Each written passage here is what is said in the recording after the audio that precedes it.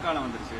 மழைக்கால நோய்கள் தடுப்பதற்கான முன்னெச்சரிக்கை ஏற்கனவே கடந்த வாரம் மாண்புமிகு தமிழ்நாட்டின் முதலமைச்சருடைய வழிகாட்டுதலோடு மக்கள் நல்வாழ்வுத்துறை, ஊரக உள்ளாட்சித்துறை, நகர்ப்புற உள்ளாட்சித் துறைகளின் மாவட்ட அளவில், மாநில அளவிலான அலுவலர்கள், 10க்கும் மேற்பட்ட துறை செயலாளர்கள் உள்ளிட்ட IAS அலுவலர்கள், நானும் நகர்ப்புற உள்ளாட்சித்துறையின் அமைச்சர் அவர்களும் கலந்து கொண்ட ஒரு மிகப்பெரிய கூட்டத்தை நடத்தி ஒவ்வொரு மாவட்டத்திலும் மழைக்காலத்தில், குறிப்பாக வடகிழக்கு பருவமழையின் போது எடுக்கப்பட வேண்டிய முன்னெச்சரிக்கை நடவடிக்கைகள் குறித்தான விளக்கங்களை எடுத்து கூறி ஒவ்வொரு மாவட்டத்திலும் ஒவ்வொரு இடத்திலும் எந்த மாதிரியான பணிகள் மேற்கொள்ளப்பட வேண்டும் என்கின்ற அறிவுறுத்தல் விடுக்கப்பட்டிருக்கிறது. அந்தந்த மாவட்டங்களில் அந்தந்த மாவட்டங்களைச் சேர்ந்த இதுபோன்ற துறை சேவைத்துறைகளைச் சேர்ந்த அலுவலர்கள் கூட்டங்களை நடத்தி பாதுகாப்பாக முன்னெச்சரிக்கை நடவடிக்கைகள் எடுத்திருக்கிறார்கள்.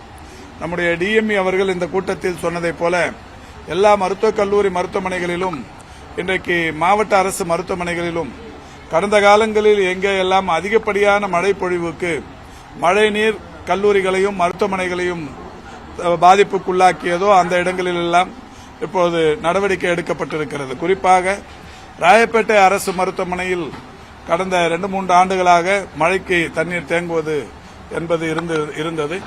அதற்கு காரணம் அங்கே ஒரு மெட்ரோ ரயில் பணி நடைபெற்றுக் கொண்டிருக்கிற காரணத்தினால் அங்கே ஏற்கனவே இருந்த மழைநீர் வடிகால் துண்டிக்கப்பட்ட நிலையில் அந்த மருத்துவமனைக்கு தண்ணீர் புகுவது இயல்பாக இருந்தது. இப்போது அது சரி செய்யப்பட்டிருக்கிறது.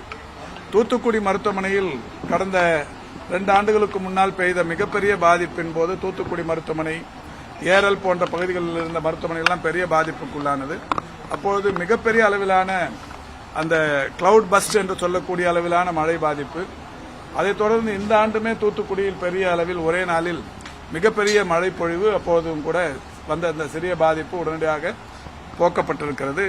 இப்போது மருத்துவமனைகளிலும் மணல் மூட்டைகள் போன்ற பல்வேறு வசதிகளும் ஏற்கனவே எங்கே எல்லாம் மழைநீர் தேங்கியதோ அங்கே எல்லாம் மாவட்ட ஆட்சி நிர்வாகமும் பொதுப்பணித்துறையும் இணைந்து அந்த பாதிப்புகளை சரி செய்திருக்கிறது.